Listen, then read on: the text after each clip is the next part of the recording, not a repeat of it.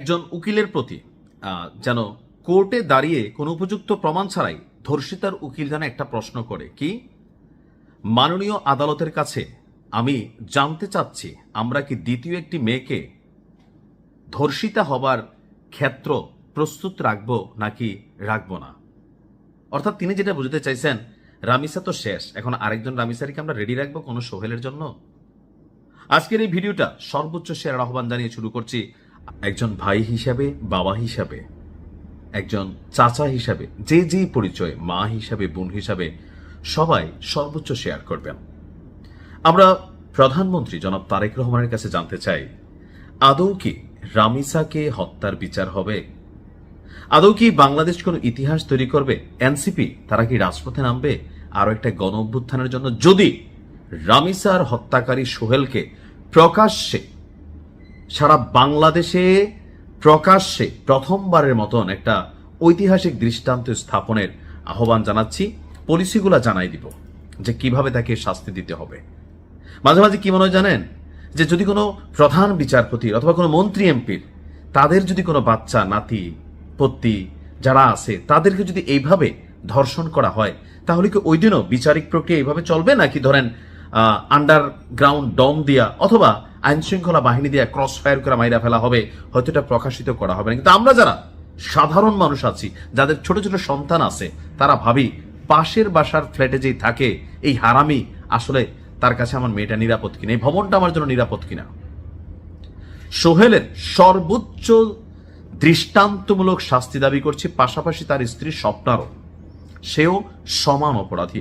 আজকের এই ভিডিওতে এই রাষ্ট্রের কাছে প্রশ্ন রাখতে চাই, সাফাবাজি, স্বাধীনতা, এই বংশং সারেন সাইরা মানুষ যেটা চায় এই দেশের ইতিহাসে, এই ডক্টর ইউনুস, সুদি ইউনুস শালার নিজেরা সত্যরা খাইয়া গেলি, কিন্তু তাদের সময়ও ঐতিহাসিক একটা ধর্ষণের ঘটনা ঘটছে। ওই দিনও যদি এই ইউনুস গংরা এই বিচারটা করত যে ধর্ষণের শাস্তি কি হবে, তাহলে হয়তো আজকে রামিসার মতন মেয়েকে জীবন দিতে হতো না। রামিসার বাপ বলছে বিচার চাই না, কেন জানেন? আমরাও জানি বিচার হবে না, আলোচনায় থাকবে 2-4-5 দিন।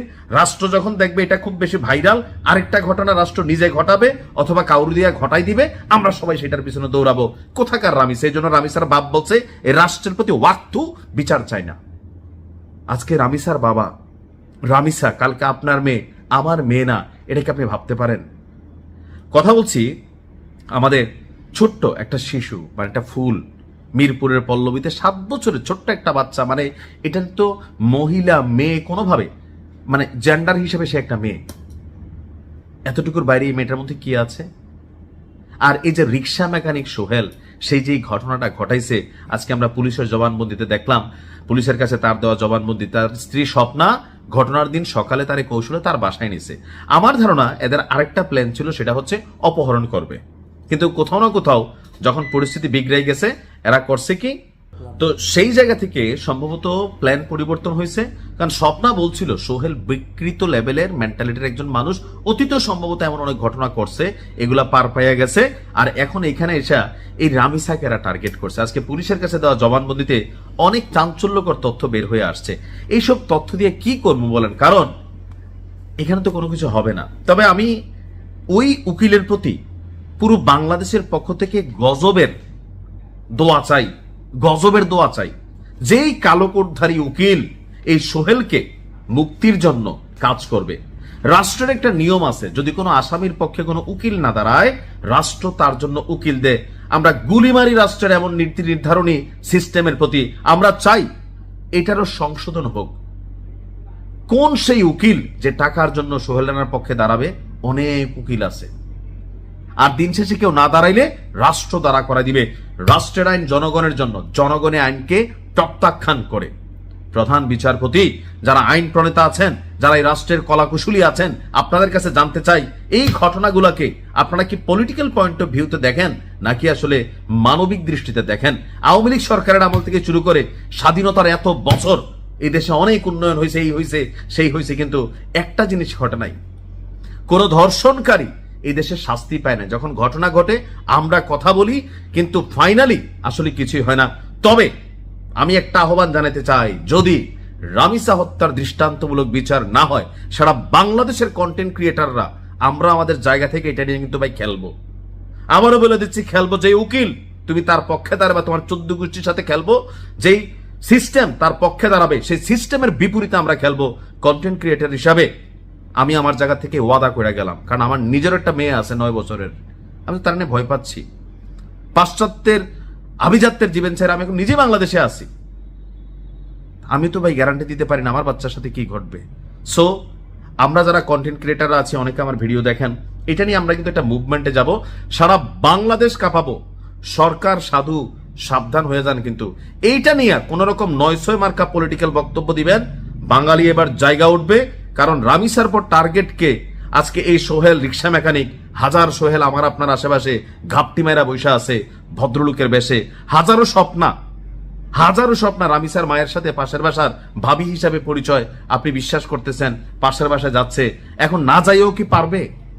কিন্তু ভয় তৈরি করতে হবে। ঘটনা কি করতে হবে, আমরা একটা আইডিয়া সরকারের দিয়া দেই, রেসকোর্স ময়দানে তারা লটকাইতে হবে। সারা বাংলাদেশের কন্টেন্ট ক্রিয়েটার থেকে শুরু করে টেলিভিশন চ্যানেলগুলো লাইভ ব্রডকাস্ট করবে। মানবাধিকার কমিশন কথা তুললে তাদের মায়েরে বাপ কইরা ফুডা কইরা দিতে হবে। সোজা কথা, যে বাঙালি কি পারে, মানবাধিকার কমিশনের মায়েরে বাপ, এর আবার আসে এগুলোর মধ্যে। তারপরে করতে হবে কি, একবারে একদিনে শেষ করা যাবে না, তারা জিন্দা রাখতে হবে। তিলে তিলে তার নুনুর গোড়ার মধ্যে যতটুকু লোড নিতে পারে একটা ইট পাথর ঝুলাই দিতে হবে। বাচ্চাদের জন্য এখানে আয়োজন থাকবে, নিচের থেকে জুতার ভিতরে ঘু বইরা পিন ভইরা এখানে নিচের থেকে ঢিল মারতে, যে ঢিল লাগাইতে পারবে প্রয়োজনে কন্টেন্ট ক্রিয়েটর হিসেবে আমরা যারা আছি, আর কেউ না দিলে আমি দিব। প্রতি ঢিলে মনে করলেন 10 টাকা, গরিব মানুষ কম মাইরেন, সমস্যা নাই, বেশি মারলে হয়তো দিতে পারবো না, পরে কবেন জমান লাইরা ফেলছেন। এরপরে তারা মনে করলেন যে এরকম বাইধা রাখবে, সারা বাংলাদেশ দেখবে, সে পানি পানি করবে, আমরা পানি দিব না, কাউ আসবে, চিল আসবে, ঠোকর দিবে, তারপর তার নুনুর গোড়ার মধ্যে নাগা মরিচের পেস্ট করে একটু একটু করে আমরা লাগাই দিব, সে চিল্লাবে আর আমরা সেখানে হাততালি দিব। সারা বাংলাদেশে যে লুকায়িত সোহেলগুলো আছে রিক্সা মেকানিক, আর যেই মেকানিক হোক যেই বেশে হোক, অনেক ভদ্রলোকরা এই কাজ করে, তারা দেখবে দিনের যতক্ষণ তার দম না যায় প্রতিদিন তার নুনুর গুলোতে নাগামরিচ পেস্ট দিতে হবে। এটা যদি এই বাংলাদেশে একবার করতে পারে, এটা গুলি করবেন মরে যাব না ভাই, তার মৃত্যু এত সহজেই দেশ হইতে দিবে না। এটা ব্রডকাস্ট হইতে থাকবে, তারপর ড্রোনের মধ্যে লাগাইয়া তার কাছে মাইক পাঠানো হবে, সোহেল কেমন লাগছে, রাগ করলা? ওই দিন সোহেলের অনুভূতি কি, এটা আমার দেখার খুব ইচ্ছা।